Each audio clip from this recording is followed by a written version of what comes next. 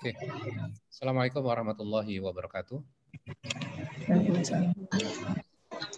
A'udzubillahi minasyaitonirrajim. Bismillahirrahmanirrahim. Alhamdulillahirabbil alamin. Allahumma shalli ala Muhammad wa ala ali Muhammad.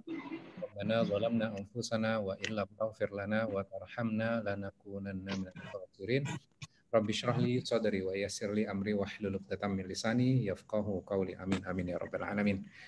Alhamdulillah kita bisa berjumpa kembali untuk kita mengkaji Al-Quran. Mudah-mudahan ini menjadi bekal buat kita menjadi amal ibadah dan mudah-mudahan kita menjadi pribadi yang sesuai dengan Al-Quran. Amin amin ya rabbal alamin.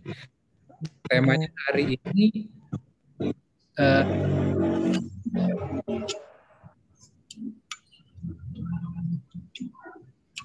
kita akan kembali untuk mempelajari surat Al-Kahfi ya.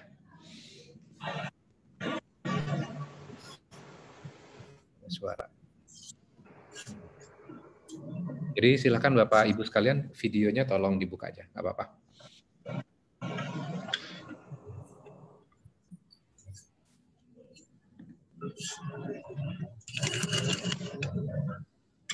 Ya. Kita akan melihat, silakan dibuka Bapak Ibu sekalian, surat Al-Kahfi, surat ke-18 ya.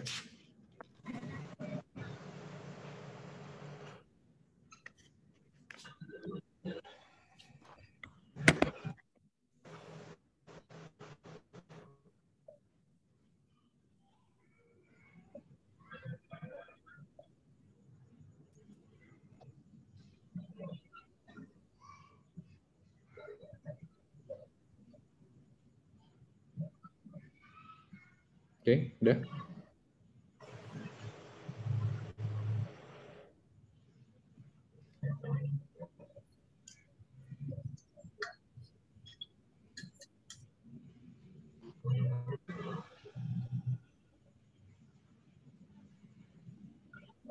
Oke, kita mulai ya. Lihat semuanya Ibu Bapak kalian? Alhamdulillah sehat Ustaz. Yang kemarin habis positif sudah pada sembuh? Oh iya, satu lagi saya lupa ya. Orang tua dari Mbak Wulan ya meninggal dunia ya. Jadi kemarin hari ya. Mudah-mudahan almarhumah Unis maksudnya diterima amal ibadahnya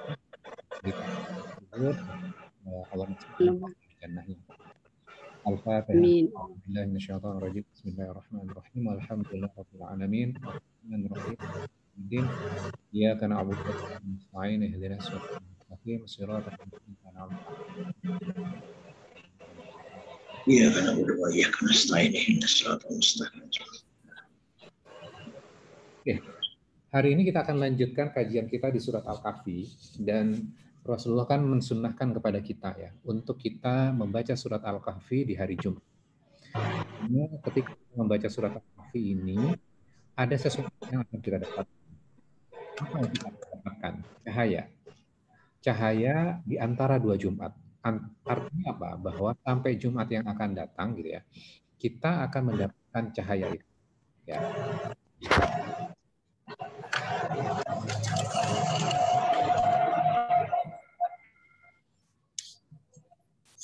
Oke. Nah, cahaya itu yang harus kita bisa peroleh ya. Nah, salah satunya adalah dengan cara apa? Salah satunya adalah kita mempelajari dari Al-Kahfi ini. Ya. Isinya, maknanya, kemudian kita mencoba menginternalisasi dalam kehidupan kita. Oke. Masih ada suara. Bentar, saya mute dulu. Oke. Nah, kita akan melihat konsep besar ya. Konsep besar dari surat Al-Kahfi ini. Dan sebagai pengantar gini, ketika kita mempelajari Al-Quran, kita mempelajari sebuah surat di dalam Al-Quran, ya, struktur surat di dalam Al-Quran itu unik. Setiap surat itu bisa berbeda-beda. Nah, yang saya maksudkan struktur itu apa? Strukturnya yang saya maksudkan adalah ada bagian esensi dari sebuah surat. esensi dari sebuah surat itu kadang strukturnya itu ada di bagian awal. Ya. Kemudian nantinya akan dijelaskan, misalnya diberikan contoh kisah-kisah yang masa lalu, kisah Nabi dan Rasul untuk menguatkan esensinya ini. Nah, kalau kita bisa melihat mana yang esensi, kemudian mana yang supporting terhadap esensi ini, maka itu akan lebih mudah untuk kita memahaminya. Ya. Nah, struktur yang kedua, kadang-kadang ada sebuah surat yang esensinya itu ada di tengah-tengah. Di tengah-tengah dari surat itu. Dan ada juga yang esensinya ada di bagian akhir. Dan ada juga struktur yang esensinya ada di bagian satu atau di bagian awal, kemudian juga ada di bagian akhirnya untuk lebih menguatkan kembali. Dengan versi yang berbeda, penekanannya sama sebenarnya. Sehingga ketika kita melihat Al-Quran, kita mengkaji Al-Quran, maka kita harus bisa memperhatikan juga, ini kira-kira struktur besarnya itu seperti apa. Sehingga ketika kita masuk ayat per ayatnya, itu jadi clear. Ya, jadi jelas gitu ya. Nah, sekarang kita masuk dalam surat Al-Kahfi ini. Esensi dari surat Al-Kahfi itu ada di mana? Kira-kira strukturnya yang mana? Kalau ibu bapak sekalian yang sudah membaca, kira-kira ada di bagian yang mana? Depankah, belakangkah, tengah, atau gimana? Monggo, silakan. Kalau lihat dari judulnya di depan Al-Kahfi yang diceritakan Kahfi dulu ini mungkin ya. Tapi di akhir juga ada Ustadz gitu. Jadi bingung ya, ada di depan, ada di belakang kayaknya ya. Itu pendapat saya. Ya. Ada yang lain? Ini kan bukan khutbah Jumat ya, jadi nggak apa-apa kalau dijawab. Di depan kali Pak Ustadz, soalnya yang disuruh dihafalin kan 10 ayat pertama. Oke, bagian depan. Karena 10 ayat pertama yang dihafalin. Oke. Sekarang kita lihat ya. Ternyata surat Al-Kahfi itu esensinya ada di ayat pertama dan ayat terakhir. Sekarang kita baca ya ayatnya. Mana yang bagian pertama itu? Ayat ke-1. Kita baca ya bersama-sama ya. A'udzubillahi minasyaitonirrajim. Bismillahirrahmanirrahim. Alhamdulillahilladzi anzala ala 'abdihil kitaba wa lam yaj'al lahu 'iwaja. Ini loh anchor-nya, ini loh esensinya. Apa itu? Kita lihat terjemahannya. Segala puji dan terima kasih Allah yang telah menurunkan kitab kepada hambanya. Dan dia tidak menjadikannya di dalam kitab itu kebengkokan. Ya. Ini adalah esensi dari surat Al-Kahfi sebenarnya. Nah, kalau kita kerucutkan kembali dari ayat ini, mana yang bagian esensinya?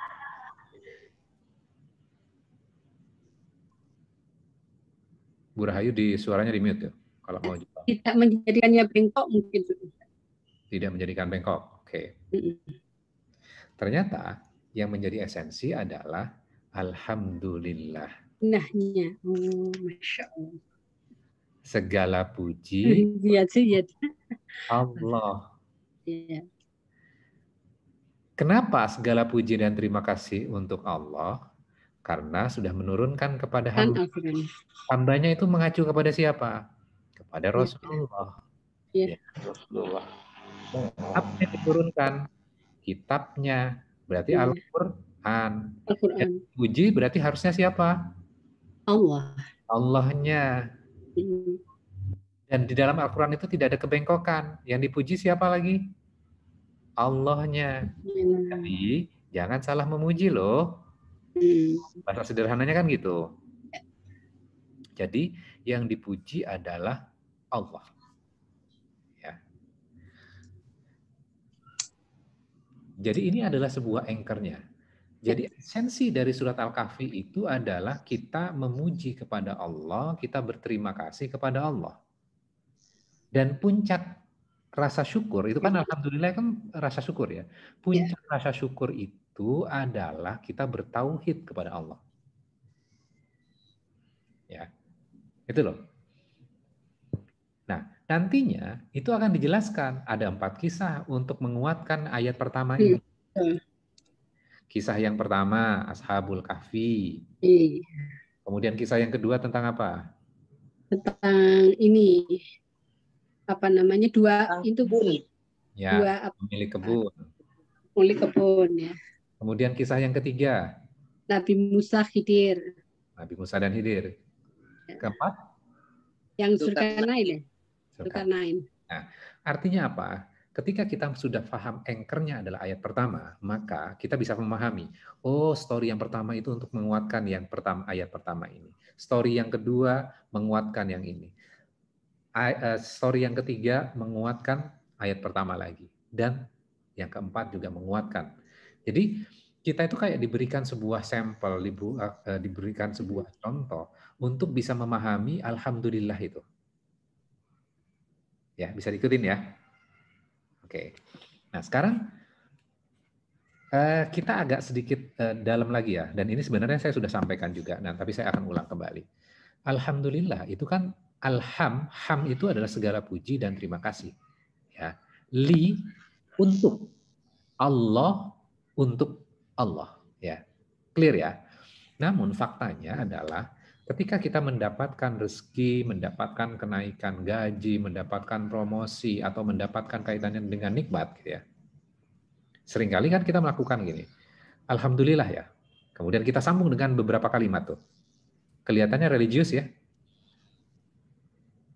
Kelihatannya religius. Nah sekarang kita cek kembali. Ini memang agak halus gitu ya, agak halus. Terima kasih, alhamdulillah, ya Allah gitu ya. Ketika kita mendapatkan nikmat, alhamdulillah. Karena kita bekerja keras sehingga Bapak dipromosikan. Sehingga ayah dipromosikan. Nah, kira-kira dari rentetan kalimat itu, yang dipuji siapa? Bapaknya. Alhamdulillah ya. Masih Diri kita. Iya, masih. Kita memuji diri kita. Kita ternyata tidak memuji Allah loh. Fokusnya adalah diri kita. Alhamdulillah ya. Nah, itu kan kelihatan religius, tapi berikutnya karena ayah sudah bekerja dengan keras, bekerja dengan cerdas, sehingga sukses. Nah, itu kan tanpa sadar kita terjebak dalam hal-hal seperti itu. Harusnya pujian itu ditujukan kepada Allah, terima kasih ditujukan kepada Allah, tapi malah dia sibuk memuji diri sendiri. Contohnya yang lain misalnya, ibu bapak sekalian punya anak, kemudian anak itu tumbuh dengan pintar, dengan soleh gitu ya. Kemudian lulus SMA dan bisa masuk perguruan tinggi. Kemudian yang dikatakan apa? Alhamdulillah ya, karena kita orang tuanya berdua nih, ayah sama bunda, mendidik anak kita dengan baik, sehingga dia bisa tumbuh menjadi laki-laki yang soleh. Dan sekarang dia pintar, bisa masuk perguruan tinggi negeri dengan nilai yang bagus. Siapa yang dipuji itu? Orang tuanya. Ya. Nah ini kan kita nggak sadar ya. Kita nggak sadar ternyata yang dipuji adalah diri kita, bukan Allah. Maka kita kembali lagi di dalam surat Al-Kahfi ini. Yang dipuji siapa harusnya? Allah. Ya. Ini kan ketauhidan ya ternyata. Sekarang kita lihat, langsung kita lompat ke ayat 110.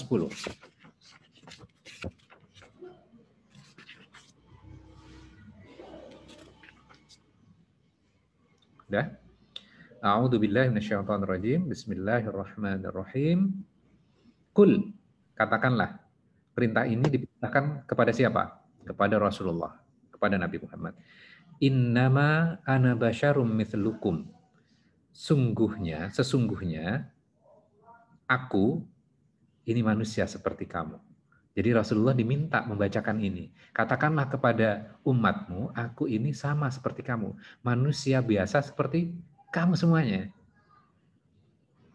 Kemudian, yuha ilayya annama ilahukum.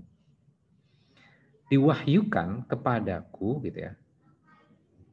Jadi yang membedakan adalah Rasulullah itu menerima wahyu.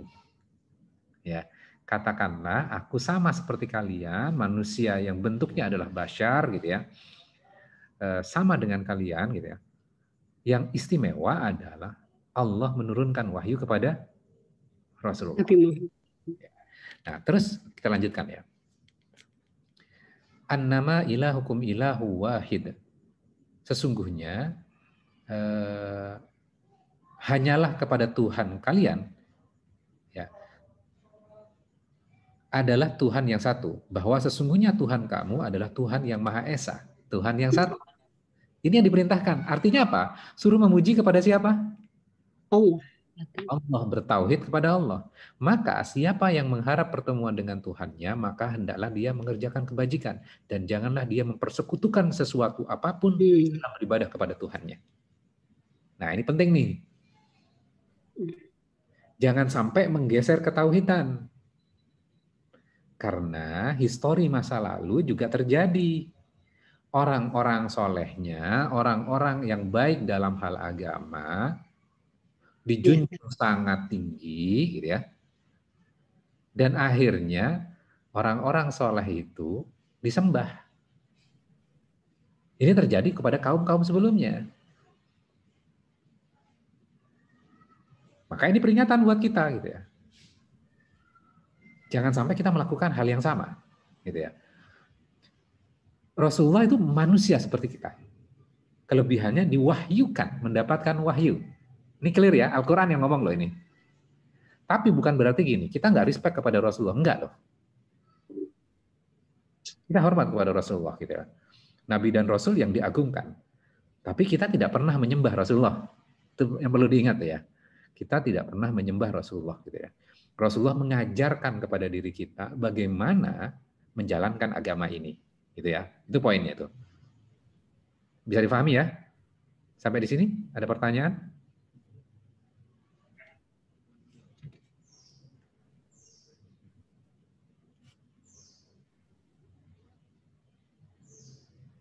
Kita lanjut.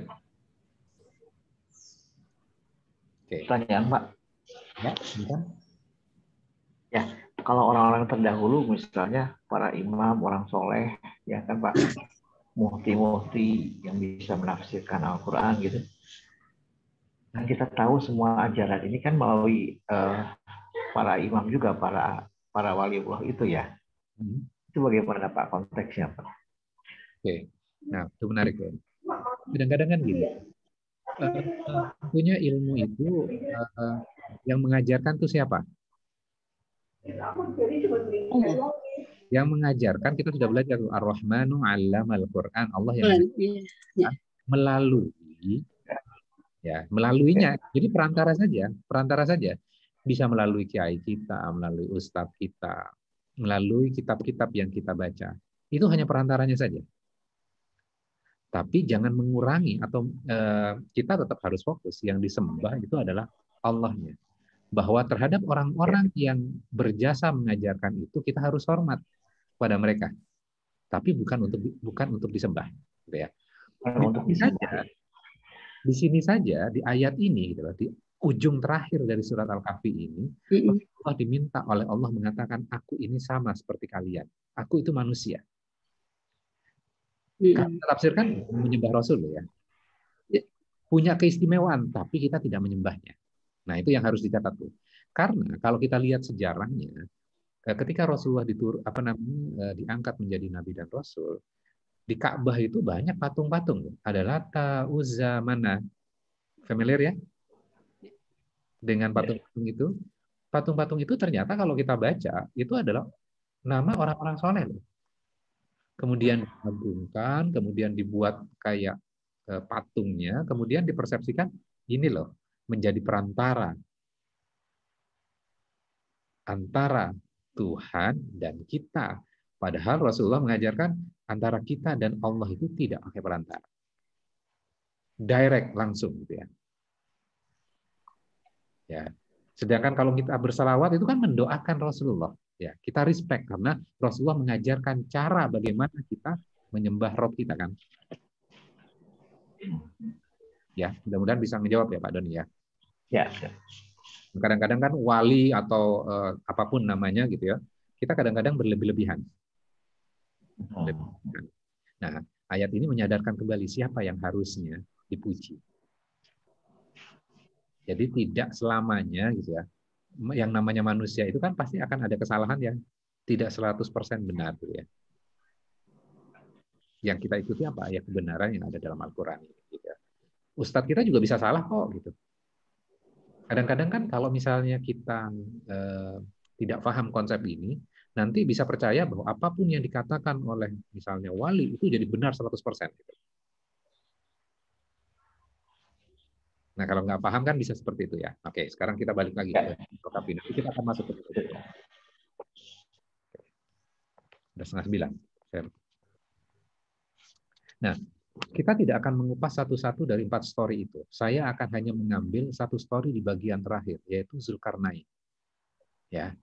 Zulkarnain itu kisahnya dimulai dari ayat 83. Silahkan dibuka, ayat 83.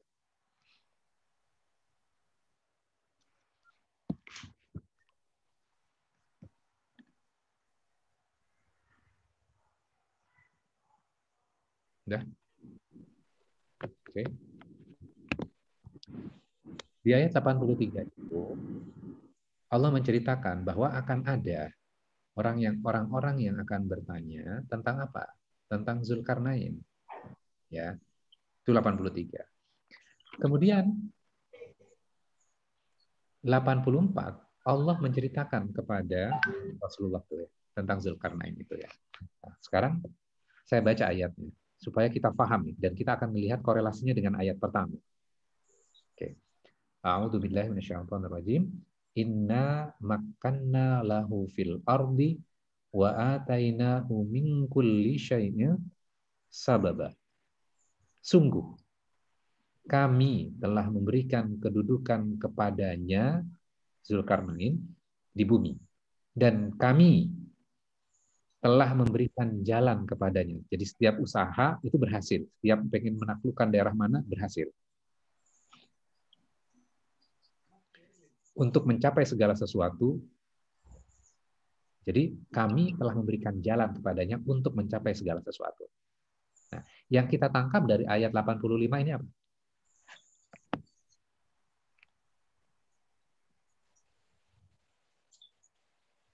Poinnya mana? Esensinya mana? Allah mengulang 2 kali. Inna sesungguhnya tidak ada keraguan ya. Kita sudah belajar inna itu ya. Jadi tidak ada keraguan. Makan ada kata na di situ. Kami. Siapa yang memberikan kekuasaan kepada Zulkarnain? Allah. Allah. Allah. Ulang lagi. Wa ataina dan kami berikan dia. Kami. Berarti 2 kali tuh. Ya. Berarti kalau kita lihat korelasinya dengan ayat pertama, alhamdulillah, berarti perannya siapa yang paling besar itu ketika seorang raja berhasil memiliki kedudukan yang mulia, segala usahanya bisa berhasil, sukses, yang dipuji siapa harusnya? Allah. Allah loh yang memberikan itu semuanya. Nah, kadangkala ketika misal kita melihat seseorang sukses gitu, yang dipuji siapanya? Orangnya. Jadi jangan salah memuji. Makanya judulnya jangan salah memuji. Ya, bisa ya dapat poinnya ya. Oke, kita lanjutkan. Fa'at ba'a sababa. Nah, di ayat itu ada kata fa tuh. Maka fa'at ba'a sababa. Maka dia pun menempuh suatu jalan. Nah, saya jelaskan logikanya gini. Dulu kita ketika belajar di sekolah ya, kan kita belajar hubungan jika maka. Belajar nggak? Jika ini, maka ini. Oh ya, kondisional. Kondisional benar. Kalau nggak ada jikanya, maka makanya nggak ada. Ya. Benar kan? Nah, di sini dijelaskan juga nih. Jikanya apa? Allah memberikan kekuasaan di muka bumi kepada seluruh, memberikan kemudahan ketika menjalankan segala sesuatu. Kemudian makanya apa? Dia pun menempuh jalan. Berarti jalan yang ditempuh Zulkarnain ini karena ada sebabnya tuh, karena Allah tuh. Kemudian kita nggak akan baca satu-satu ya. Jadi ayat 86 ini sampai ayat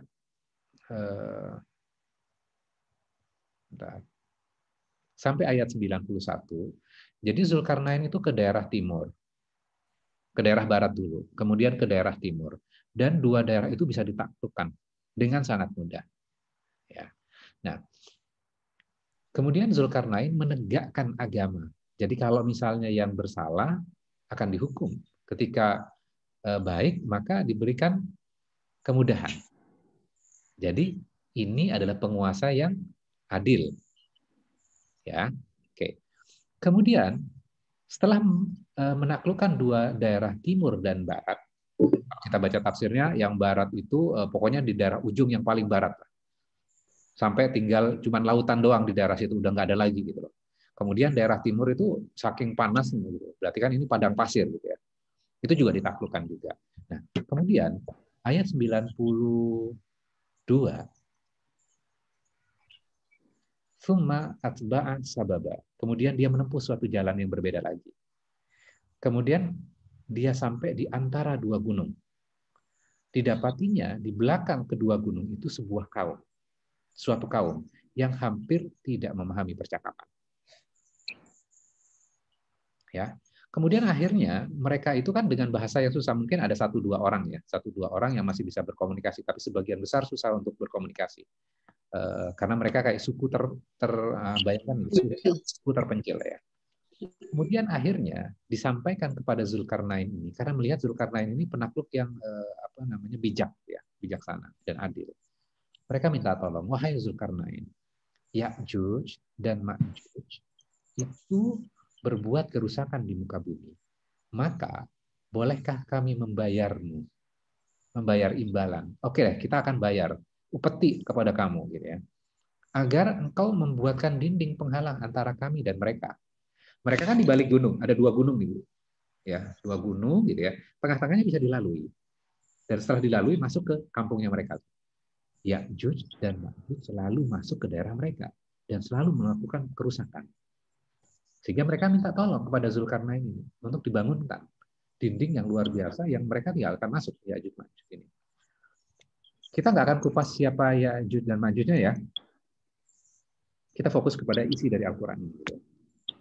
Kemudian Zulkarnain berkata di ayat 95, apa yang telah dianugerahkan Tuhan kepadaku lebih baik daripada imbalanmu itu. Berarti luar biasa ya, Zulkarnain memujinya kepada siapa lagi nih? Kepada Rabb-nya. Maka bantulah aku dengan kekuatan. Oke, bantu aku sekarang. Dan akhirnya mereka saling bahu-membahu membangun sebuah dinding yang sangat kokoh dengan besi-besi yang menjadi tiang pancangnya. Kemudian dituangkan besi yang cairan besi yang panas, mungkin kayak kita ngecor ya.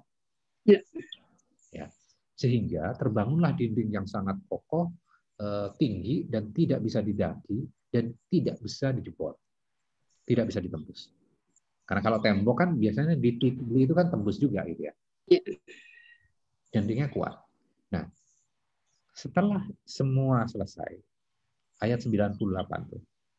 Qala hadza rahmatum mir rabbi. Ini yang dikatakan oleh Zulkarnain. Ini dinding ini adalah rahmat dari siapa? Allah. Dari Tuhan. Nah, yang bangun dinding itu siapa? Inisiatif siapa? Zulkarnain. Zulkarnain. Namun Zulkarnain tidak claiming tuh. Enggak. Oh. Ini infrastruktur saya yang bangun, saya yang punya ini. Zulkarnain melakukan itu enggak? Enggak. Zulkarnain mengatakan apa? Ini adalah rahmat dari Tuhanku. Berarti yang dipuji siapa? Allahnya. Padahal yang membangun Zulkarnain. Nah, kadangkala, ini sebuah inspirasi buat kita. Kadangkala ketika kita melakukan sesuatu yang ada ekstra usaha kita, gitu ya, kita beranggapan bahwa ini hasil kerja keras saya, ini prestasi saya, dan kita tidak bisa melihat sebenarnya itu anugerah, itu rahmat yang Allah berikan. Kalau Allah tidak memberikan kekuatan kepada kita, kita memang bisa bangun. Memang kita bisa menjalankan ide itu atau menemukan ide itu. Kalau Allah nggak berikan kapasitas itu kepada diri kita. Tidak. Akhirnya apa? Balik lagi. Kita sibuk memuji diri kita. Kita tidak sibuk memuji Allah. Mungkin ketika kita mengucapkan Alhamdulillah kelihatan religius. Tapi kita tidak maknai Alhamdulillah itu dengan porsi yang tepat.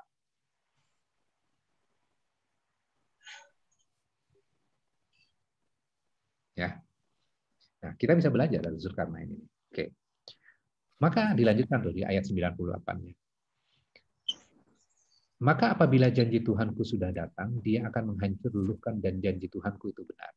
Jadi dinding itu akan dihancurin, nanti akan ada sebuah masa, sekuat-kuatnya yang dibangun itu akan hancur juga. Dan pada hari itu kami biarkan mereka Ya'juj dan Ma'juj berbaur antara satu dengan yang lain. Dan apabila sangkakala ditiup lagi, akan kami kumpulkan mereka semuanya. Nah, kemudian sekarang menariknya nih, ayat 100 nih. Dan kami perlihatkan neraka jahanam dengan jelas pada hari itu kepada siapa? Orang-orang kafir. Nah, pertanyaannya, kok tiba-tiba ada orang kafir ya di sini? Bukankah sebelumnya bercerita tentang Zulkarnain? Kira-kira korelasinya dengan orang kafir ini apa?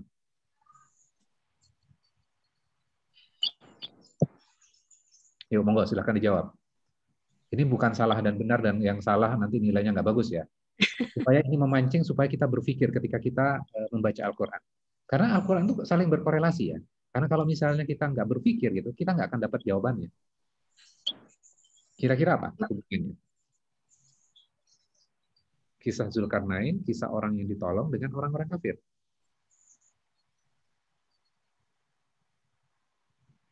Orang yang ingin Mengingkari. ya mungkin. Ya, silakan. Orang yang mengambil penolong selain Allah. Ya, betul. Menduakan Allah. Ya, oke. Sekarang kita lihat ya definisi orang kafir itu apa. Kadangkala ketika kita belajar definisi kafir, kita mengambil referensi yang di luar Al-Quran ya. Padahal Al-Quran udah clear kok definisinya kafir itu apa. Ingkar. Maka tinggal dibaca ayat setelahnya. Kan ada konteksnya tuh. Ternyata dijelaskan di situ tuh. Alladzina kanat a'yunuhum fi in al-dzikri wa kanu la yastami'una sam'a.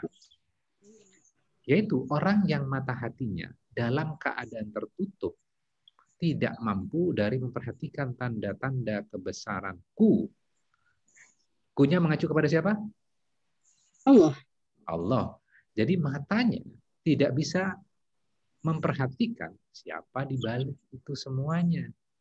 Nah, bayangkan seperti ini ya. Sekarang kita lihat korelasi dengan hubungan dengan ayat sebelumnya ya. Ada orang yang lemah dibantu oleh Zulkarnain dan mereka minta tolong kepada Zulkarnain. Benar nggak? Ketika kondisi yang lemah kemudian dibantu oleh orang yang kuat dan akhirnya selamat, attitude-nya biasanya apa? Makasih ya, seandainya tidak ada engkau, pasti saya nggak selamat. Saya akan diganggu oleh Ya'juj dan Ma'juj. Benar nggak? Apakah kamu tidak bisa melihat siapa di balik Zulkarnain yang menolong kamu itu? Apakah kamu tidak menggunakan matamu, mata hatimu, gitu ya, untuk bisa melihat itu? Apakah kamu tidak menggunakan pendengaranmu untuk bisa memahami? Apa yang dikatakan oleh Zulkarnain? Kamu nggak bisa memahami itu. Qala hadza rahmatum mir rabbi. Ini adalah rahmat dari Tuhanku. Kemudian berikutnya, kalau itu nggak clear, dijelaskan lagi tuh, ditambahin ayat 102-nya yang tadi dikatakan oleh Ibu siapa tuh tadi? Maka apakah orang kafir menyangka bahwa mereka dapat mengambil hamba-hambaku menjadi penolong selain aku? Berarti mengangkat hamba menjadi penolong selain siapa?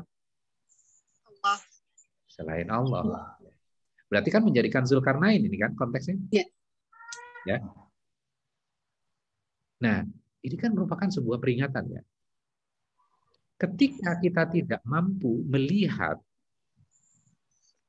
di balik yang menolong kita, maka cenderungnya adalah kita akan mengangkat hamba-hamba Allah menjadi penolong.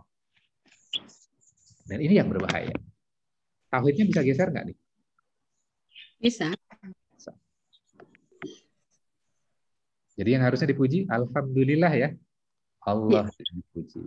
Bukan makhluk yang menolong ini. Makhluk yang menolong ini hanya perantara saja. Siapa di balik yang menolong itu?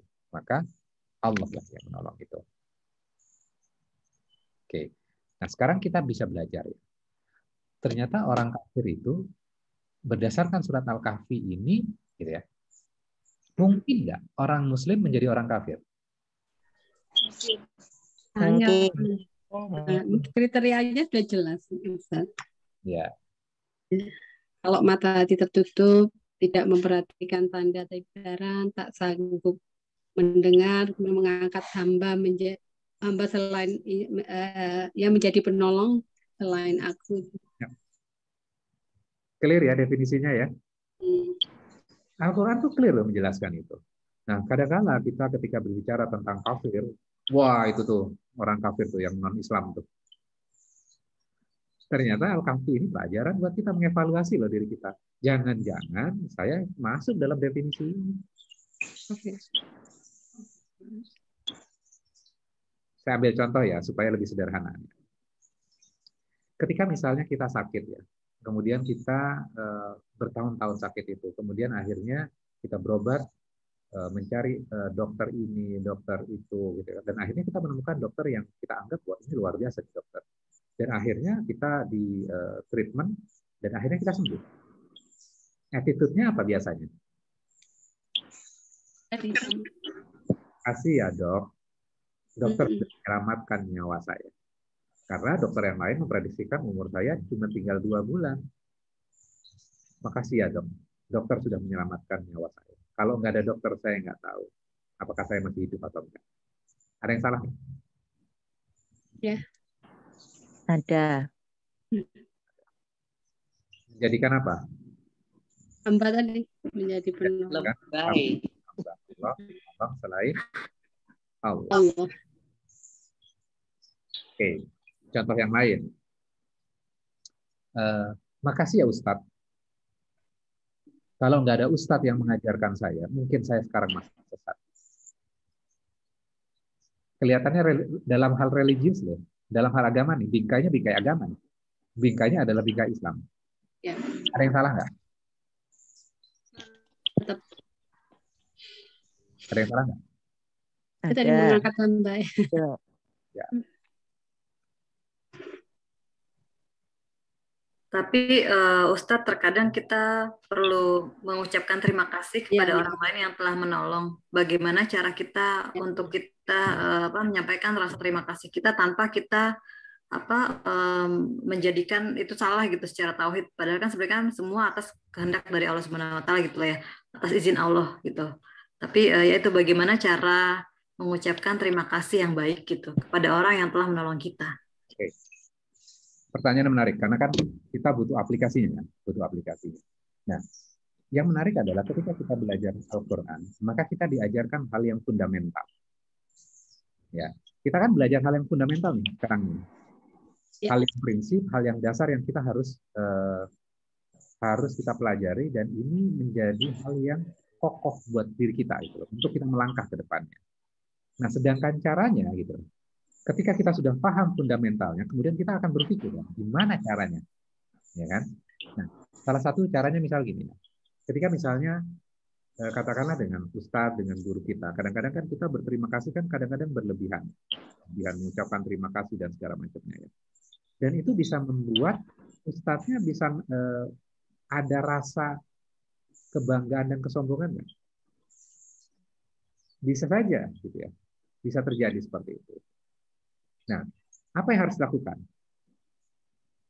Salah satu contohnya misalnya gini, terima kasih ya Allah sudah mendatangkan Ustadz X ini untuk mengajarkan saya bisa memahami Al-Quran. mengajarkan kepada saya sehingga saya bisa membaca.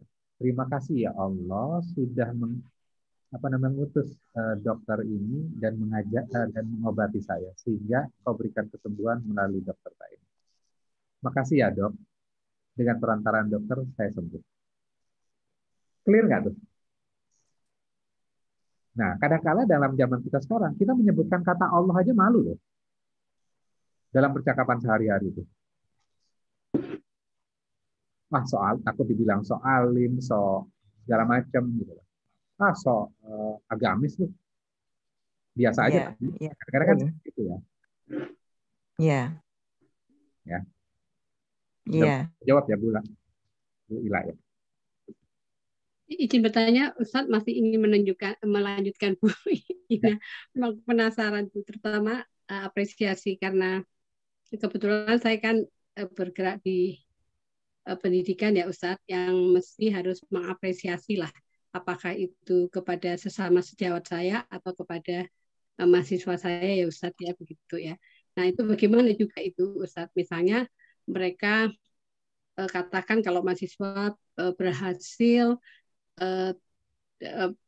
tembuslah suatu kompetisi nasional gitu, atau ya teman-teman yang lain itu kan biasanya kita mengucapkan selamat ataukah juga nantinya terima kasih sudah banyak membantu dan sebagainya lah Ustaz, seperti apa. Oke. Nah, ini karena kan apresiasi menurut saya masih perlu ya Ustaz ya, benar kan, terhadap sesama ini kan mesti kita harus mengapresiasi ya Ustaz ya, bukan begitu ya? Ya. Nah, kayak motivasinya naik ya Bu. Juga tuh Ustaz sekarang soalnya. Iya, mohon saran. Ya. Nah, bahwa memuji itu kan sebenarnya tidak dilarang. Memuji kepada orang, berterima kasih itu kan tidak dilarang. Dan di dalam Al-Quran sendiri kan nggak ada larangan tuh. Tapi jangan sampai kita udah miss dari awalnya. Sehingga sebenarnya misalnya dosen, guru itu punya kewajiban sebenarnya bagaimana memahamkan sebenarnya ini prestasi ini anugerahnya siapa. Sehingga apa? Sehingga tidak terbentuk karakter yang berbangga, yang berlebihan dan jatuhnya kepada kesombongan kan. Luar biasa ya. Kalau dulu saya juga ngelihat gini, saya ngelihat bos saya yang pinter, saya kagum banget sama dia. Tapi sekarang, karena Allah memberikan dia kapasitas itu sehingga dia bisa melakukan pekerjaan yang luar biasa. Sama ketika melihat mahasiswa yang berprestasi gitu ya. Kita kadang-kadang memberikan pujian terhadap mahasiswa itu, padahal sebenarnya memberikan anugerah itu Allah.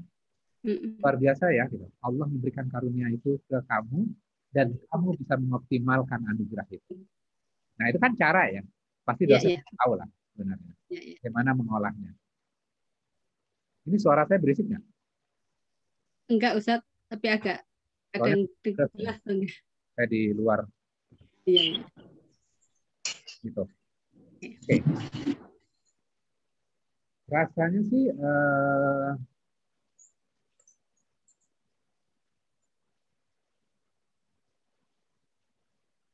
kesimpulan ya sekarang ya. Kita sudah melihat big picture dari surat Al-Kahfi ini ya. Selain dari ayat pertama, kemudian kita melihat sebuah story yang Allah kisahkan tentang Zulkarnain. Ini adalah story yang terakhir di dalam surat Al-Kahfi. Ternyata kita bisa belajar story yang Allah sajikan di dalam kisah Zulkarnain ini mengajarkan kaitannya tentang ketauhidan siapa yang harusnya dipuji. Ketika engkau salah memuji dan itu berlebih-lebihan, bisa menjadikan dirimu masuk definisi orang-orang kafir. Siapa orang-orang kafir? Adalah orang-orang yang tidak bisa menggunakan matanya, tidak bisa menggunakan hatinya, tidak bisa menggunakan pendengarannya untuk bisa melihat siapa di balik semuanya yang menolong itu. Ketika kita tidak mampu melihat itu semuanya, maka kita akan menjadikan hamba-hamba Allah menjadi penolong selain Allah. Dan Allah nggak suka yang seperti itu. Allah nggak mau yang seperti itu. Kamu harus clear, bisa melihat siapa di balik itu semuanya. Semua itu yang ngasih Allah. Jangan dilihat just hanya semata-mata Zulkarnainnya. Kadangkala dalam kehidupan real kita yang nampak ketika orang lain berusaha menolong kita. kemudian kita bisa melihat dengan mata kita mengatakan dia adalah penolong saya. Dia tidak mampu melihat siapa di balik yang menolong itu. Siapa yang menggerakkan itu semuanya? Allah loh. Ya. Nah, kemudian kesimpulan sampai ayat 110-nya, katakanlah Muhammad, sesungguhnya aku ini hanya seorang manusia seperti kamu yang telah menerima wahyu, kelebihannya itu. Bahwa Rasulullah diperintahkan untuk mengajarkan apa? Sesungguhnya Tuhan kamu adalah Tuhan yang esa, yang kamu sembah adalah Allah saja, Allah yang ahad, Allah yang satu saja. Jangan jadikan tandingan-tandingan Allah. Ada. Ya. Maka siapapun yang mengharap pertemuan dengan Tuhannya, maka hendaklah dia mengerjakan kebajikan dan jangan dia mempersekutukan dengan sesuatu pun dalam beribadah kepada Tuhannya. Balik lagi tauhid lagi. Ya. Itu adalah kira-kira gambaran besar dari surat Al-Kahfi. Dan kalau kita lihat korelasinya lagi dengan hadis, barang siapa yang membaca surat Al-Kahfi di hari Jumat akan mendapatkan cahaya. Nah, ini kan cahaya kita ya. Ketika kita belajar tauhid, oh kita clear siapa yang harusnya dipuji, siapa yang membantu saya nih. Oh Allah loh yang bantu saya melalui hambanya, melalui Rasulullah, melalui para orang-orang yang diutus kepada kita untuk bantu kita, dengan dokter kita. Dan juga bisa bergeser seperti ini, misalnya orang yang COVID gitu, sakit. Nah, percaya bahwa ini loh obat ini yang menyelamatkan saya, karena saya minum ini saya selamat. Geser lagi nggak tuh tauhidnya tuh? Geser lagi ke obat gitu loh. Nah, itu kan selalu seperti itu tuh pola-polanya ya. Sehingga kita ketika balik lagi surat Al-Kahfi ini, kita akan mendapatkan cahaya sampai Jumat yang akan datang. Nanti Jumat yang akan datang baca lagi Al-Kahfi. Oh, ternyata masih ada yang perlu dikoreksi lagi nih. Ini loh acuannya, ini adalah petunjuknya. Sehingga kita melangkah sampai Jumat yang akan datang. Terus demikian sampai akhirnya kita meninggal dunia. Jadi jangan ditafsirkan gini, kadang-kadang kan ditafsirkannya ini, saya sudah khatam surat Al-Kahfi. Saya sudah akan mendapatkan cahaya yang akan datang. Padahal surat Al-Kahfinya nggak dipahami. Terus merasa sudah religius, sudah agamis. Padahal yang dilakukannya bertentangan dengan isi surat Al-Kahfi. Mendapat cahaya nggak tuh? Enggak. Ya. Nah, kadang-kadang kan kita berhenti sampai fadilah itu sampai berhenti sampai ya udah yang penting saya sudah melaksanakan. Tapi belum memahami dan belum melaksanakan. Melaksanakan membaca surat Al-Kahfi itu kan memahami dan aplikasi dalam kehidupan sampai Jumat yang akan datang. Gitu. Oke. Silakan kalau misalnya ada yang perlu didiskusikan. Ini pertanyaan penasaran kok soal obat itu tadi, Dok. Apa Ustaz? Wah, ya, obat itu kan kita gini, ada juga yang disebut ikhtiar ya Ustaz ya. Jadi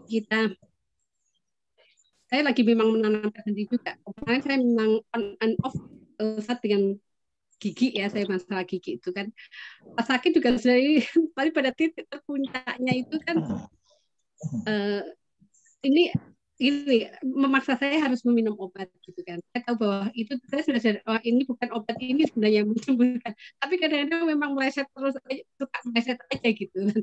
Jadi itu bahwa ini sebagai ikhtiar saya gitu. Jadi menanamkan di ya tadi ya supaya kita tidak mata hati kita tidak tertutup ya Ustadz. Jadi kan ya bagaimana menempatkan itu, entah itu mungkin obat paling terdekat dengan kita sekarang ya, usaha-usaha kita, apakah itu tadi banyak ramuan untuk dalam tanda ikhtiar melawan COVID, apakah olahraga dan sebagainya, seperti apa kita memantapkan, meyakinkan di hati kita gitu. Kadang-kadang karena saking sakit suka juga biasa tuh saya akui, saya tahu ini bukan ini, tapi saya harus minum ini gitu kan, sudah nggak tahan lagi gitu, sudah pada titik yang seperti apa gitu, mohon Pak.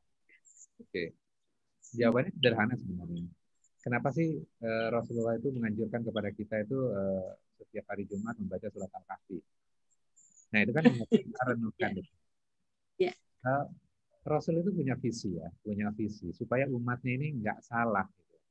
Jadi kalau kita itu kelas ulangan ya, kelas ulangan setiap Jumat tentang ketauhidan. Jangan salah loh. Nah kemudian ketika kita salah, kemudian baca surat Al-Kahfi. Oh iya ya ternyata salah, dikoreksi lagi.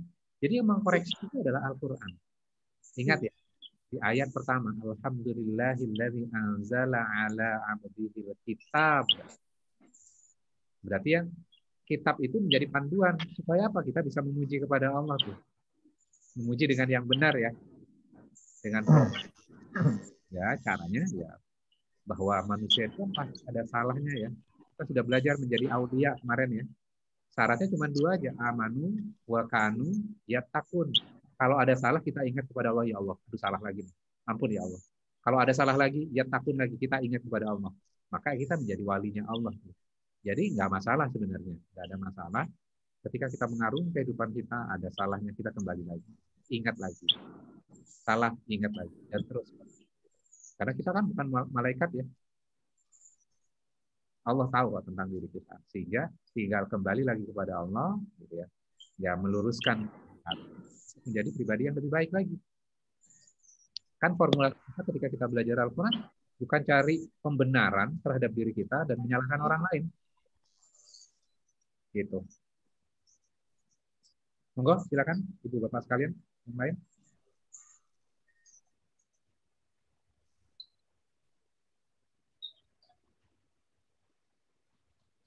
Ustaz, saya sekarang terus terang ya, mungkin kita sering mengucapkan alhamdulillah itu ya dari kecil sampai sekarang. Jadi kayaknya cuman di bibir saja gitu. Cuman belakangan ini kan saya tahu bahwa kalau memuji orang atau mengatakan sesuatu mulailah dengan Masya Allah gitu. Dan waktu mengatakan Masya Allah itu buat saya sekarang ini lebih berarti gitu. Jadi kalau mamanya memuji orang atau mengagumi sesuatu tuh saya ucapkan Masya Allah dulu, dan itu I mean it gitu, bahwa saya karena kehendak Allah ini jadinya begini gitu. Nah gimana ya supaya alhamdulillah itu juga seperti itu gitu. Ya. Oke. Nah, gini. Tadi misalnya Ibu tadi bercerita bahwa ketika melihat sesuatu yang luar biasa, memuji seseorang diawali dengan Masya Allah. Kan? Nah, artinya, minit itu artinya bahwa kita mengerti. Setelah mengerti, ketika kita mengucapkan jadi bermakna. Lebih dalam buat kita kan. Dibandingkan sebelumnya, kita udah tahu Masya Allah, kita sudah familiar dengan itu. Tapi kita ketika nggak tahu maknanya, gitu, akan beda ketika kita sudah tahu maknanya. Ya kan? Nah, sama sebenarnya prosesnya kalau menurut saya ya. Ketika kita tahu Masya Allah, ketika kita mengucapkan, kita tahu yang dipuji Allahnya dulu mengkaruniakan kepada dia kan. Sama dengan Alhamdulillah. Ketika kita hari ini belajar, insya Allah, kita jadi ingat, oh ini loh maknanya. Nah, tinggal proses kehidupan ya, secara terus-menerus. Karena sebenarnya yang Ibu tadi sampaikan gitu ya, itu masih dalam rangkaian surat Al-Kahfi loh. Kisah 2 pemilik kebun. 2 pemilik kebun ini satunya kan kaya raya, satunya lagi ya perkebunannya biasa gitu. Yang kaya raya ketika masuk ke kebunnya itu sombongnya luar biasa. Kemudian laki-laki yang memiliki kebun yang lebih sedikit ini mengatakan, harusnya kamu mengatakan Masya Allah, la quwata illa billah. Nah itu kan latihan untuk melihat apa? Melihat siapa di balik yang memberikan kebun itu berhasil. Itu bukan hanya cerita tentang kebun loh sebenarnya. Itu bercerita tentang apapun yang kita peroleh. Pekerjaan, bisnis gitu ya. Itu kan kebun kita kan. Kerjaan kita itu kan kebun kita yang akan menghasilkan tiap bulan menghasilkan. Kalau kebun itu arti fisik kan.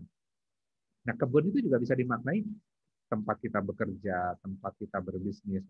Ketika menghasilkan, kadang-kadang lupa. Kalau kita nggak mengucapkan Masya Allah, gitu, kita sibuk memuji karena saya tuh. Maka laki-laki dari yang pemilik kebun itu, kalau seandainya nanti surga dan neraka itu ada, Berarti dia nggak percaya kan sebenarnya. Saya juga pasti akan dibuatkan surga yang lebih baik dibandingkan kamu. Kenapa? Karena dia beranggapan kalau di dunianya dia kaya, berarti Tuhan itu sayang sama kaya dibandingkan ke kamu yang lebih miskin. Parameternya jadi dunia tuh, jadi harta. Padahal bukan itu parameternya. Nanti baru dijelaskan tuh bahwa parameternya itu bukan harta dan banyaknya anak, tapi banyaknya amal. Nah, nanti insya Allah kita akan kupas di bagian terpisah, karena itu kan cukup panjang ya rentetannya. Tapi esensinya itu tuh. Ya, makasih Bu Liv ya, Liva Sonya.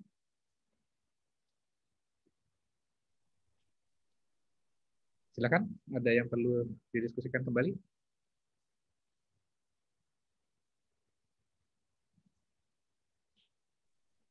Assalamualaikum, saya ingin bertanya Ustadz, untuk membaca surat Al-Kahfi di malam Jumat itu kan terus terang kan suratnya ayatnya panjang ya, kadang-kadang tidak sampai selesai, itu bagaimana ya? Misalnya hanya tidak sampai 110 ayat, apa harus selesai 110 ayat atau bagaimana? Ya. Kan lebih baiknya adalah kita menyelesaikan. Lebih baiknya lagi adalah kita menyelesaikan dengan memaknai kembali. Nah, kalau dalam proses misalnya kita belajar, kemudian kita dalam proses untuk memahami secara perlahan-lahan, misalnya, oke, saya Jumat ini saya sampai ayat ke-30 deh misalnya. Nanti Jumat depan saya lanjutkan dari 30 sampai 31 sampai 60. Enggak apa-apa, silakan aja. Silakan aja. Jadi tidak ada apa namanya? Nanti kalau misalnya nggak hatam, nanti ibu akan dihukum. Enggak juga kan. Namun nantinya ketika kita sudah terlatih ya, maka surat Al-Kahfi yang ke 110 itu kita bisa selesaikan dengan cepat kok sebenarnya. Kalau tahapan belajar, nggak apa-apa, perlahan-lahan. Oh, misalnya gini juga. Oke, sekarang bulan ini kayaknya saya fokus kepada Arabnya, gitu ya. Nanti bulan depan saya tambahin dengan terjemahannya juga. Itu juga boleh. Iya. Kemudian keutamaan menghafal 10 ayat pertama itu bagaimana? Ya, kalau itu kan penjelasannya udah clear ya. Jadi, yang tadi ya. Ya. Jadi dari apa namanya terbebas dari fitnah dajjal dan segala macam. Iya. Iya. Sudah hafal, Bu? Ya, alhamdulillah masih proses. Oke. Terima kasih Bu Yunita. Sama-sama. Satu pertanyaan lagi. Kalau enggak kita tutup.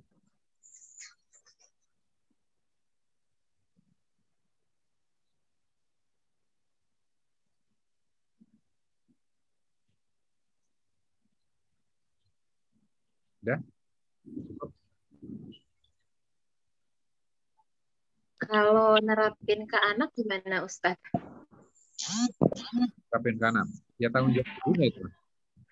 Enggak, maksudnya bilang makasihnya gitu. Maksudnya kan balik lagi ke kalimat terima kasih itu kan udah magic words sekarang ya. 3 magic words. Ya. Nah kan agak susah tuh Ustadz nerapin ke tauhidnya juga kalau ke anak ya. Ya. Nah ini yang menarik nih. Sebenarnya kan tugas orang tua itu mengajarkan ketauhidan kepada anak ya. Dan tugas ketauhidan itu ternyata tidak boleh diwakilkan. Tidak boleh diwakilkan. Yang mengajarkan tauhid itu adalah orang tuanya. Orang tuanya. Maka kita bisa lihat ya di dalam Al-Quran gitu ya. Ketika seorang ayah yang bernama Luqman ya meninggal dunia gitu ya. Siapa yang kamu sembah? Ya. Kemudian diceritakan, aku menyembah Tuhannya bapakku, Tuhannya Ibrahim. Ini bukan Luqman yang berbeda ya dengan yang orang yang berbeda nih. Jadi akan menyembah kepada Tuhannya ayahku, Tuhannya ini ketika Nabi Yakub kalau nggak salah ya, saya lupa tuh.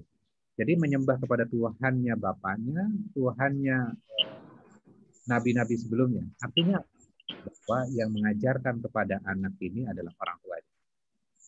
Dan tugas itu kepada ayahnya. Dibantu sama ibunya. Nah, Bagaimana aplikasinya? Nah, pertanyaannya kan itu kan. Kadang-kadang kan kita muji anak itu kan, wah kamu hebat ya nak. Kamu hebat. Nah sekarang ini buka aja surat Luqman ya. Surat Luqman itu surat keberapa?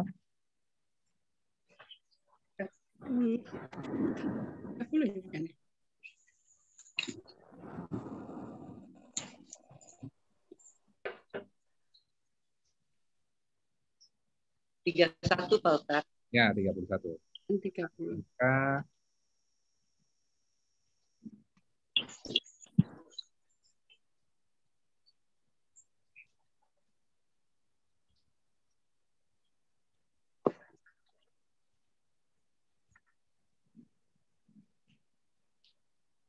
Oke. Ayat 13.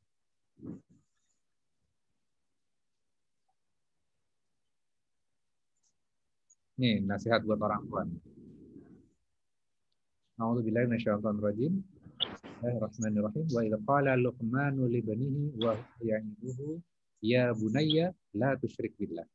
Innasyirka la dzulmun 'adzim.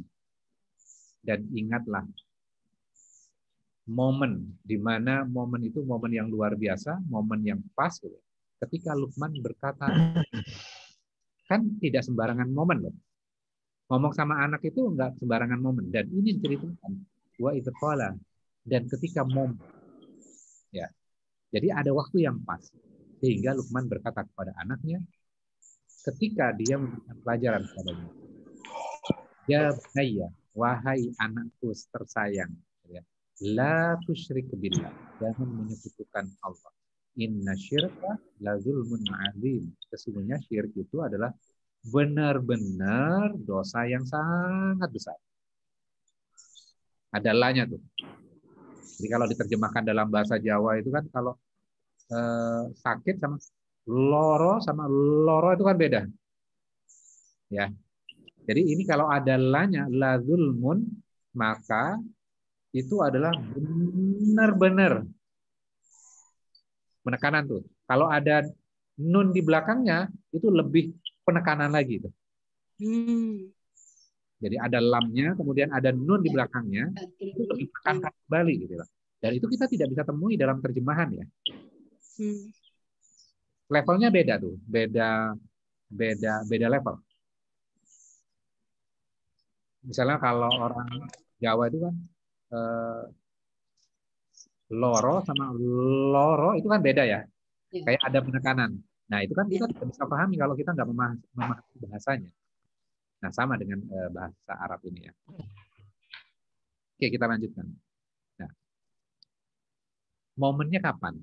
Nah, kadang-kadang kan gini, ketika anak pulang sekolah, nak, kamu luar biasa ya, nak. Kamu pinter, kamu hebat. Itu kan kalimat yang tadi dikatakan, ini kan kalimat magic yang membuat anak kita itu bangga terhadap dirinya kan. Pede gitu ya. Kira-kira ada yang salah nggak? Ada yang salah loh.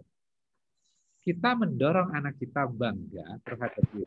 Dan itu bisa jatuh pada kesombongan. Dan kesombongan itu dilarang di dalam Al-Quran. Alih-alih cuman supaya dia berprestasi, supaya dia senang terhadap dirinya, pede. Ternyata kita menggelincirkan dia loh. Kita menggelincirkan dia. Yang harus dilakukan apa? Sama. Ini kan momen yang luar biasa, anak tiba-tiba pulang gitu ya. Tiba-tiba diberikan nasihat seperti ini. Nah, kamu jangan syirik kepada Allah. Loh, ya aku ini baru pulang. Aku berprestasi. Ya, aku keren nih ya. Aku berprestasi nih ya. Bunda, aku pulang nih. Terus bapaknya bilang gini. Nah, kamu jangan syirik kepada Allah. Loh, maksudnya apa nih? Kayaknya kan nggak berkorelasi ya. Kamu kan memuji dirimu sendiri, nah. Padahal Allah yang mengkaruniakan itu kepadamu. Jadi tondon kan? Allah loh yang memberikan itu kepadamu dan kamu mengoptimalkan. Berarti kamu bersyukur terhadap Allah. Kalau kamu bersyukur berarti kamu bertauhid kepada Allah. Ya. Bisa dipahami ya? Karena saya bilang tadi bahwa puncak rasa syukur itu tauhid. Dari mana? Nah, kita baca satu ayat sebelumnya. Di surat yang sama Mas ya. Ayat 12 nih. Walaqad ataina Luqmanal hikmata anishkur lillah. Dan sesungguhnya telah kami berikan hikmah kepada Luqman, bersyukurlah kepada Allah. Diberikan hikmah nih, perintahnya adalah bersyukur kepada Allah. Kemudian nggak berhenti sampai di situ. Maka sesungguhnya dia bersyukur untuk dirinya sendiri, dan barang siapa yang tidak bersyukur, maka sesungguhnya Allah maha kaya lagi maha terpuji. Berarti kita bisa simpulkan, ayat ke-12 itu, Luqman diajarkan untuk apa? Bersyukur kan? Dan bersyukur pada Allah. Setelah itu dia manggil anaknya, memberikan pelajaran kepada anaknya. Korelasinya syukur dengan mengajarkan la tusyrik billah apa? Karena bersyukur berarti tidak menyekutukan Allah kan? Iya, betul. Clear ya, Al-Quran menjelaskan itu ya. Puncak rasa syukur itu. Allah perintahkan kepada Luqman, bersyukur kepada Allah. Kemudian actionnya, mengajarkan kepada anaknya, jangan syirik kepada Allah.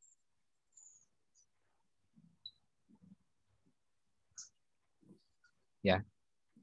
Jadi kalau kita langsung keren kamu nak, terus ajarin aja kayak gitu terus. Nanti kira-kira nanti tumbuhnya akan seperti apa tuh? Nah, saya kasih contoh gini ya. Dulu istri saya itu suka sekali membaca parenting ya, buku-buku parenting itu kan hobinya lah baca itu. Kemudian akhirnya sekarang kan memperdalam Al-Qur'an ya, memperdalam Al-Qur'an, pelajari. Kemudian akhirnya dia bilang gini gitu. Ternyata parenting yang paling hebat itu adanya di dalam Al-Qur'an. Sama kayak misalnya trial error gitu ya. Supaya kalimat yang magic ini diucapkan, anak itu akan termotivasi dan segala macamnya. Kita melihatnya dengan perspektif sekarang. Ya. Tapi itu juga bisa menggelincirkan dia ke depannya. Gitu. Dia lupa kepada Robnya yang sudah mengkaruniakan dia kapasitas. Gitu ya. Sehingga dia berlebih-lebihan terhadap dirinya. Gitu ya. Dan akhirnya timbul kesombongan. Kesombongan itu tempatnya bukan di surga. Mau nggak nganterin anak kita nggak ke surga? Iblis diusirnya dari surga itu karena apa? Bukannya nggak berilmu loh. Karena sombong. Bisa nggak orang Islam itu sombong? Bisa. Bisa. Kalau baca Quran, aduh nggak boleh sombong. Yang tadinya sombong, jadi nggak sombong lagi gitu ya. Kan sederhananya gitu. Ya. Ketika misalnya ngajarin anak dengan kalimat itu, selama ini, ya ternyata ngelihat Al-Quran, ternyata ada yang perlu dikoreksi nih. Gitu. Luar biasa ya nak, Allah sudah menkaruniakan termasuk ucapan terima kasih ya Ustadz, harus diiringi gitu juga. Iya. Ya dengan kata Masya Allah, dengan Alhamdulillah ya. Karuniakan kamu. Makasih ya Pak, sudah bantu saya gitu ya. Sudah mengutus Bapak bisa membantu saya. Jadi sama kami saat ini, ketika yang dibutuhkan oleh seorang ustadz, guru, kiai kita itu apa sih sebenarnya? Kira-kira apa? Jasa. Apa kira-kira? Terima kasih ya Allah telah mengirimkan. Ya, yang dibutuhkan itu adalah doa sebenarnya. Karena ujiannya jauh lebih besar gitu ya. Yang kemarin kita udah belajar ya teritori agama yang bainahum ya. Dan bisa jadi berkembang teori ada kebanggaan terhadap teritori yang dibangun. Dan akhirnya berpecah belah kan. Ujiannya jadi lebih besar. Sehingga yang dibutuhkan itu adalah doa. Gitu.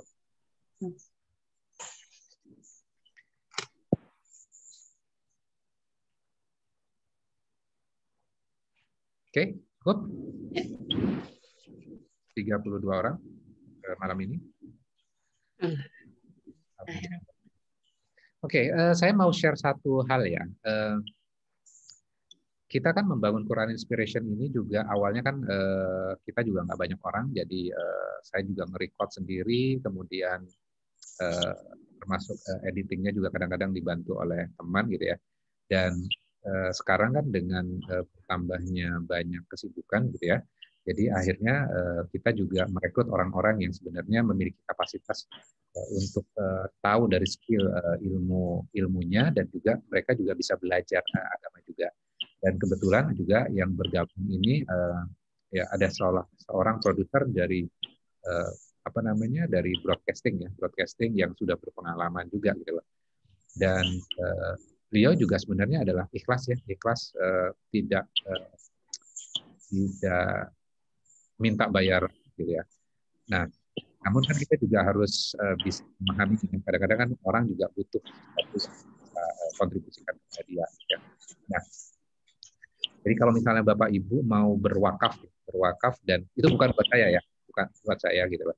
Saya insya Allah rezeki saya masih cukup untuk kehidupan saya gitu. Jadi ini lebih kepada orang-orang yang membantu support. Jadi wakafnya adalah wakaf supaya produksinya itu terus bisa berjalan, dan mudah-mudahan bisa jadi amal jariah ibu bapak sekalian gitu ya.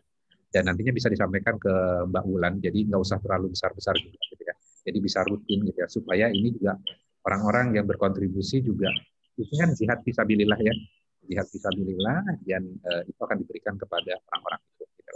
Sekarang sih yang membantu itu sekitar ada 3 orang ya. Ada 3 orang sih yang rutin ini sekarang sih, masih satu orang lagi masih one off gitu ya. Jadi silakan nanti bisa langsung ke Mbak Wulan aja ya, untuk kalau misalnya mau ngasih wakaf berkontribusi terhadap video-video yang dibuat gitu. Dan perlu saya garis bawahi, itu bukan buat saya ya, bukan buat saya. Oke. Ada pertanyaan lagi sebelum kita tutup? Sebentar, saya baca chatnya. Maksudnya bagaimana Ustaz? Tapi tiap benar baca aja, apa nggak dapat pahala diberi cahaya dari Jumat ke Jumat? Oke. Ibu ini yang dari Jambi ketinggalan. Oke, gini, poin. Rasulullah itu kan kadang-kadang kan kita ketakutannya gini, saya kan sudah membaca Al-Kahfi gitu. Apakah saya ketika nggak mengerti mendapatkan cahaya sampai Jumat yang akan datang? Nah, ini kan kekhawatiran yang bagus sebenarnya. Gini, cara menyikapinya sama dengan kita memahami hadis ya, bahwa barang siapa yang membaca Alif Lam Mim itu bukan membaca 1 huruf, tapi membaca 3 huruf. Dan masing-masing huruf 10 kebaikan. Ya. Kemudian kita memahami hadis itu, kalau gitu kesimpulannya nggak apa-apa baca Quran nggak ngerti, sudah mendapatkan 30 kebaikan. Tapi ternyata kita bisa melihat angle yang berbeda. Angle-nya apa? Angle-nya adalah, mungkin nggak Rasulullah menganjurkan kepada kita baca Al-Quran tanpa kita memahami? Mungkin nggak? Ya. Tidak mungkin. Artinya buat kita apa? Ya pelajari isinya. Sehingga kita mendapatkan kebaikan yang berlipat-lipat itu. Sama dengan hadis yang kaitannya dengan membaca surat Al-Kahfi di hari Jumat, sampai Jumat kita mendapatkan cahaya. Gimana supaya cahaya kita itu optimal gitu ya? Ya kita memahami isi dari surat Al-Kahfi gitu ya. Jadi bukan kita menghibur orang, nggak apa-apa, nggak ngerti, nggak apa-apa, nggak ngerti. Dan terus seperti itu, dan akhirnya orang nggak mau belajar kan. Maka tugas kita adalah dorong orang lain yang sudah melakukan sunnah ini, surat Al-Kahfi, kita dorong. Sekarang kita memahami yuk isinya. Gitu. Kira-kira gitu Bu Winaya. Jadi Allah pasti memberikan pahala setiap kebaikan yang kita lakukan ya. Itu kan udah janjinya ya, sekecil apapun. Namun selanjutnya adalah bagaimana kita memahami apa yang kita baca. Kita itu sudah terlena cukup lama ya. Terlena cukup lama menjadi muslim yang hanya sekedar terima-terima saja gitu, tanpa kita merevisit kembali Al-Qur'annya. Ternyata masih banyak yang salah loh ternyata setelah kita mempelajari Al-Qur'an. Setelah belajar banyak ini kita bisa mengkoreksi loh. Ternyata saya masih belum baik kok. Sama dengan diri saya gitu loh. Ketika saya mengajarkan ini gitu loh, makin tahu gitu loh. Saya tahu bahwa diri saya itu juga banyak kesalahan gitu. Jadi bukannya saya mengajarkan ini saya perfect, enggak. Bisa jadi di antara Bapak Ibu sekalian ketakwaan yang lebih baik dibandingkan saya. Bukan berarti ketika kita lebih tahu kita lebih bertakwa loh. Bisa jadi orang yang di pedalaman yang tidak tahu banyak, tapi tauhidnya dia strong banget. Bisa jadi lebih hebat dibandingkan kita yang tahu banyak ilmu. Bahkan orang-orang yang berilmu malah berpecah belah kan. Dan kita menjadi sumber yang perpecahan itu kan sumber. Itu kan ngeri ya buat kita. Gitu ya. Oke, ini kalau tanya rekamannya, insya Allah hari ini direkam, saya nggak lupa. Merekamnya insya Allah nanti kita akan upload. Oke, cukup ya, udah 21. Kita tutup dengan doa kafaratul majlis. Subhanakallahumma wa bihamdika asyhadu an la ilaha illa anta astaghfiruka wa atubu ilaik. Wassalamualaikum warahmatullahi wabarakatuh. Waalaikumsalam. Jazakallah Ustaz. Assalamualaikum warahmatullahi wabarakatuh. Waalaikumsalam.